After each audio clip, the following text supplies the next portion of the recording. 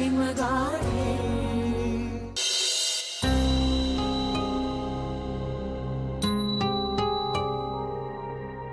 नदीची गोष्ट ऐकता ऐकता आपण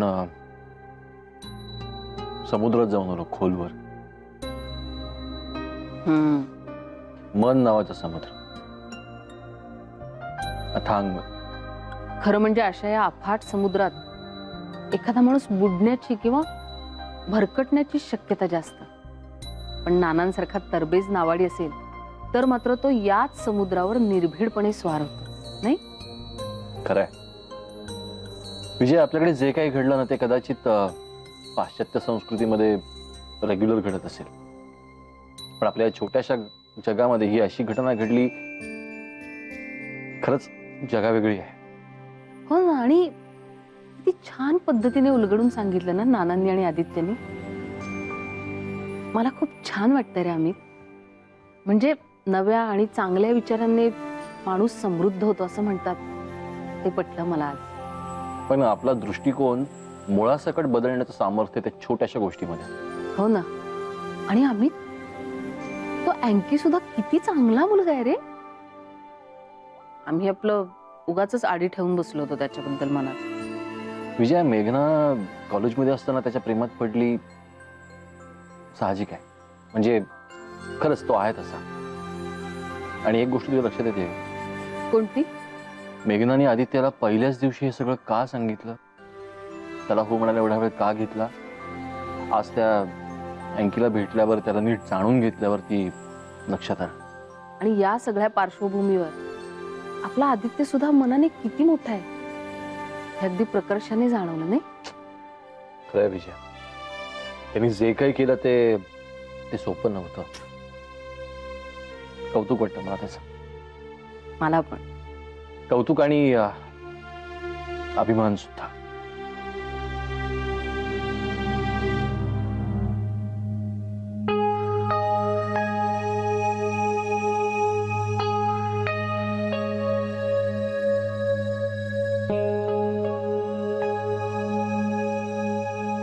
आपण खरंच एका अग्निदेव्यातून बाहेर आलो का रे आदित्य?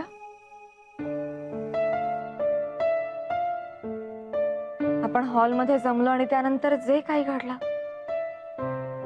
त्याचा अर्थ पूर्णपणे उतरायचा आहे अजून माझ्या मनात. खूप दडपण होतं आणि दुसरीकडे खूप विश्वास होता की मन असं बधीर झाल्यासारखं झालं होतं. त्यातच ऐनवेळी बाबा आल्यामुळे धीर खचल्यासारखा झाला होता माझा. पण मला एकच कळत होतं, आपण करतोय ते बरोबर आहे आणि तू माझ्या सोबत आहेस. धडपण तर माझ्याही मनावर आलं होतं यार. मुळात अँकी येईल की नाही याची शंका जास्त होती. तो जर आला नसता ना मेघना, तर मला फार वाईट वाटलं असतं. पण थँक गॉड तो आला. आणि मला जे सांगायचं होतं ना ते त्याच्यापर्यंत पोहोचलं. आणि इतकं चांगलं पोहोचलं ना की तोच सूर उचलून त्यानेही काही सांगितलं जे आपल्या सगळ्यांपर्यंत पोहोचलं.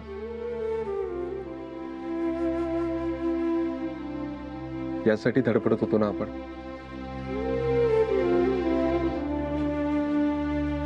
मेघना, तुझ्या कोंडीत अडकला होता ना, ती कोंडी फुटली. स्वतःभोवतीची सगळी बंधनं तोडून टाकली त्याने आणि तो मोकळा झाला. हो, लख्ख जाणवलं ते मला.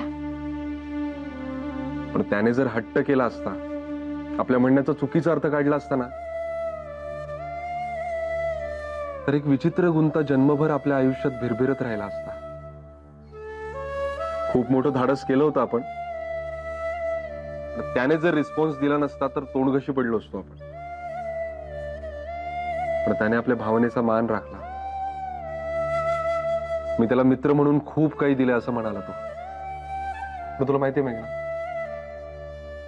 देणाऱ्या इतकाच घेणाराही महत्वाचा असतो. अरे, घेणाऱ्यानेच जर पाठ फिरवली तर देणाऱ्याची लाख मोलाची उंजळ सुद्धा मातीमोल होते, है ना?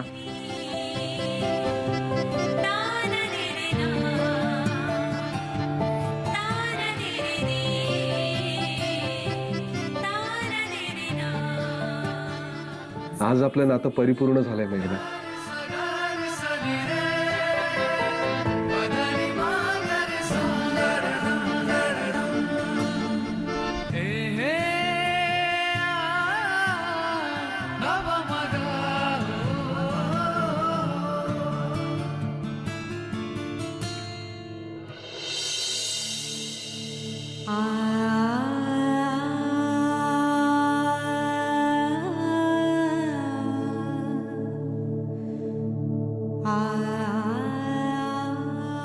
वेगळंच वाटतंय हो. असं वाटलं की शांत समुद्रावर आपण संथपणे प्रवास करतोय आणि अचानक काळे ढग दाटून यावेत. सगळी वादळाची लक्षणे दिसायला लागली. जीवाचा थरकाप उडाला हो. आणि पाहता पाहता ते वादळ निघून गेलं. आकाश कसं अगदी स्वच्छ स्वच्छ झालं. वादळाऐवजी वाऱ्याची मंद झुळूक यावी. आदित्य आणि मेघनाच्या लग्नापासूनचा सगळा प्रवास आठवला. सकाळपर्यंत मी माझ्या नजरेने सगळं बघत होते. मग संध्याकाळी तुम्ही बोललात. आदित्य, अंकी सगळ्यांनी आपली मनं मोकळी केली आणि मग मात्र मी मेघनाच्या नजरेने बघायला लागले. आदित्यच्या नजरेने बघायला लागले. अंकीच्याही. आणि ही नजर तुम्ही मला दिलीत. खरंच एखाद्या नात्याकडे आपण किती विशिष्ट पद्धतीने पाहत असतो, नाही हो? पण काही नाती ही चौकटीच्या बाहेरची असतात. आणि नेमका तिथेच आपला पाय अडखळतो. आणि मग एकतर आपण ते घाईघाईने नातं नाकारतो तरी, किंवा मग जीवाच्या आकांताने प्रयत्न करतो ते एखाद्या चौकटीत बसवण्याचा. काय खरं नाही. जगण्यातला सगळा स्वाभाविक आनंद गमावून बसतो आपण, हो ना? मग जाणार होतीस ना कुठेतरी मॉलमध्ये भटकायला दिवसभर? हो, पण तुमचं ऐकून थांबले ना मी घरी. काय आता परत परत चिडवता हो मला? मग चिडलीस की चांगली दिसतेस ना तू, म्हणून. हो. झालं तुमचं पुन्हा सुरू. झोपा गपचूप.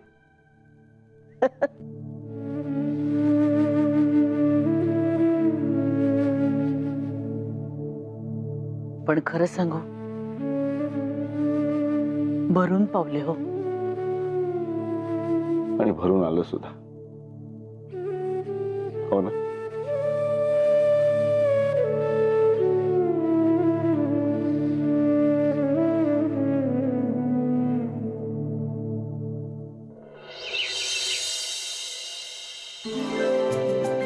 Good morning.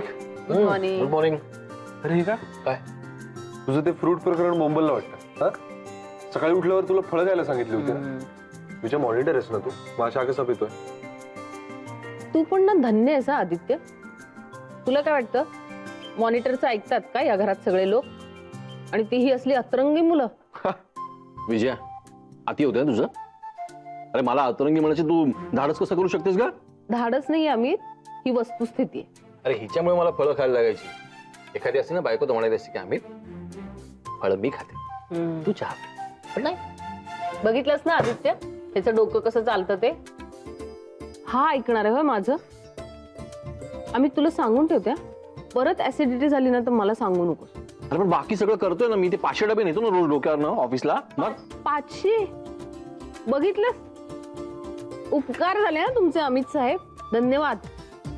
बरं ऐक ना, आमचा ना शाळेतला 10वीचा ग्रुप एकत्र जमायचं म्हणतोय. म्हणजे प्रत्येक जण आपापल्या नवऱ्याला किंवा बायकोला घेऊन येणार आहे. पुढच्या मला वाटतं 3 रविवारपैकी एका रविवारी असेल कुठल्या तरी. मी कळवतेस तुला तारखा. तुला जमेल का ते सांग ना मला प्लीज. हे पण मजा येते रियुनियनला. हो. कोणी ओळखूच येत नाहीत आपल्या समोर. ते 10वीचे चेहरे असतात ना. अरे तुला सांगतो, विजयाला तर कोणी ओळखणारच नाही. हो, अरे असे लांब केस होते तिचे. अय्या खरंच? ताई ते माझे फोटो दाखवा ना मला, लांब केसवाले.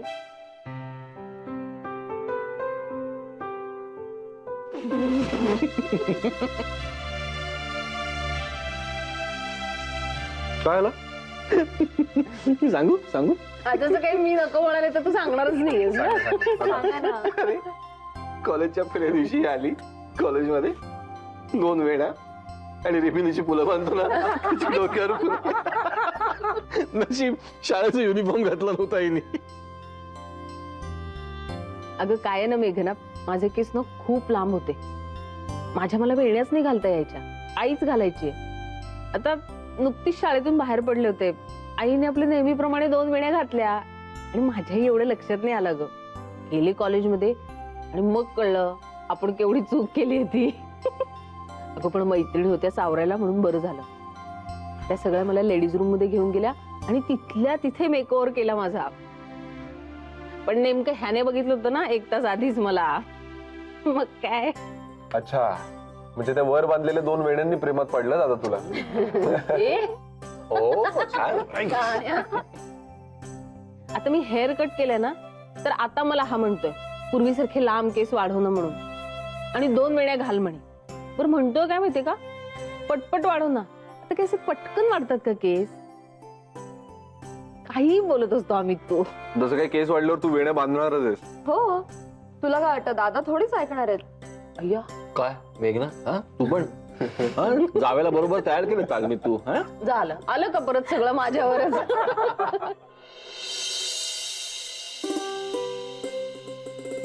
या. अगं बाई, डब्यात काय आणलंयस? ओल्या नारळाच्या वड्या. वा. सकाळी सकाळी? अगं ते म्हणजे काय झालं ग? मी खरं खरं सांगू का, म्हणजे काय अर्थात? मला पश्चाताप झालाय. काय केलंस एवढं पश्चात्ताप होण्यासारखं? तेच ते काय तेच? अगं म्हणजे मी त्या अँकीवरून जरा वाईटच वागले नाही का? चालायचंच ग, साहजिक आहे तेवढं. तू काय खास नणंद होऊन जाच केला नाहीस मेघनाला? हे बरोबर आहे, म्हणजे तसं आपल्या घरात घडणं शक्यच नाहीये. पण म्हणजे या सगळ्या प्रकारात जो काही मी त्रागा केला त्यातून काय अर्थ निघतो हे जरा उशीरच कळलं मला. नाही म्हणजे सतीश मला सांगतच होता, पण मी बोल बोल बोल, मनात ठेवू नकोस, बोल. पण याचा अर्थ मी मेघनावर संशय घेतला असंच झालं ना? तरी नशीब विजया माझ्या सोबत होती म्हणून निदान मी कंट्रोल मध्ये तरी होते. जर काय केलं असतं मी, माझं मलाच माहित नाही. नाही म्हणजे मीही थोडीशी तुझ्याच मार्गाने चालले होते, पण ह्यांच्यामुळे वाचले. नाना, कधी कधी आपण खूप वेड्यासारखे वागतो नाही का? अगे चालायचंच ग, माणसंच आहोत आपण. आपल्याला हक्कच आहे वेड्यासारखं वागण्याचा. मी नाही बघत कधी कधी वेड्यासारखा. माझं म्हणणं फक्त एवढंच असतं की माणसाने एकांगी होऊन एखादा निष्कर्ष पटकन काढू नये आणि त्याला चिकटून बसू नये. प्रत्येक गोष्टीकडे बघण्याच्या फक्त 2 बाजू नाही, अनेक बाजू असतात आणि त्या सगळ्या बाजूंनी त्या गोष्टीकडे बघितलं ना की त्या गोष्टीचं चित्र पूर्ण दिसतं आपल्याला. आणि कधी कधी ते आपण काढलेल्या निष्कर्षापेक्षा पूर्णपणे विरुद्ध सुद्धा असतं. हो नाना, आणि आता ते कळलंय मला, म्हणूनच तर जास्त वाईट वाटतंय. मेघना आणि अँकी बद्दल मी जरा चुकीचाच विचार करत होते. पण तुम्ही ती गोष्ट सांगितलीत ना झेन तत्वज्ञानाची, त्यामुळे माझे डोळे उघडले. मग मनाला हुरहुर लागली की या नव्या भावना मी इतर सगळ्यांपर्यंत कशा पोहोचवायच्या. मग एकदम सुचलं की काहीतरी गोड पदार्थ करूया आणि सगळ्यांचं तोंड गोड करूया. वा, तुला सुचलं? म्हणजे काय हो असं ना, बोलता तुम्ही? बघ ना, माई नेहमी मला बोलत असतात. हो ग शोना, हो. ए आणि ना मी एक डबा अँकी आणि अंजलीला सुद्धा जाऊन देऊन येणार. क्या बात. बघ,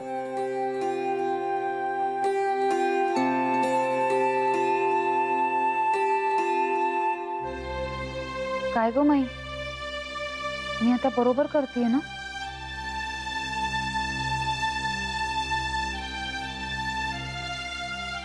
हो, अय्या, एवढं घाबरवलंस तू पण ना माई. मजा ग, गोकुळ ग ते माझं.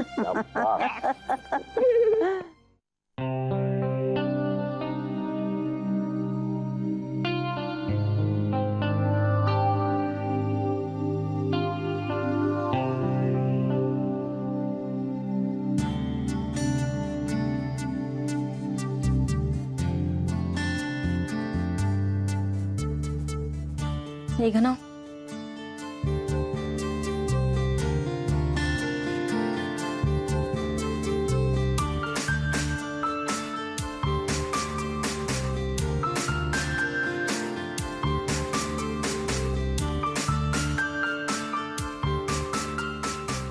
या 2 दिवसात एक मोठा प्रवास करून आलोय आपण. हो, काहीही न बोलता खूप काही बोललो आपण एकमेकींशी. सगळ्याच गोष्टी शब्दात नाही सांगतायत मेघना, पण खरंच तुझ्या घरच्या माणसांनी इतक्या कमी वेळात इतकं भरभरून दिलंय ना मला, माझा विश्वासच बसत नाही. कोणत्याही प्रकारची जड होणारी सहानुभूती न देता, आपली मतं न लादता इतकं काय सांगितलंय ना नानांनी आणि आदित्याने, की कोणतंही दडपण न घेता स्वतःकडे, स्वतःच्या आयुष्याकडे मन मोकळेपणाने पाहण्याचं धाडस झालंय माझं. मेघना, तुला कल्पना आहे ही केवढी मोठी गोष्ट आहे? हो, लग्नाच्या पहिल्या दिवसापासूनच माझ्या माणसांचा हा अनुभव आलाय मला. मी स्वतःशी खूप झगडून या सुखापर्यंत पोचले अंजली. आता तुला सगळं माहितीच आहे, त्यामुळे मला नेमकं काय म्हणायचं याचा अर्थ कळत असेल तुला. हो, आमचं बोलणं नाही झालंय, पण मला खात्री आहे अँकींचा हा पुनर्जन्मच आहे. त्यांच्या चेहऱ्यावरची उदासी गेलेली पाहून मला खरंच खूप आनंद झालाय मेघना.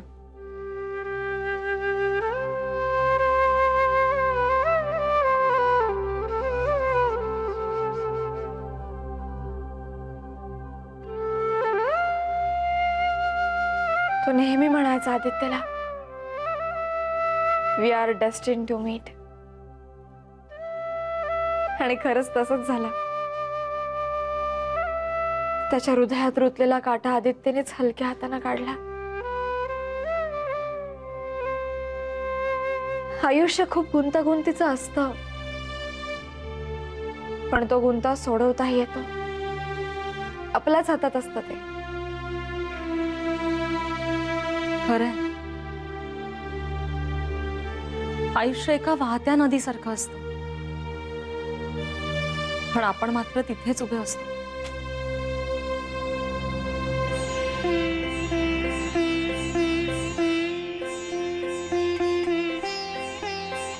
कळलंय मला.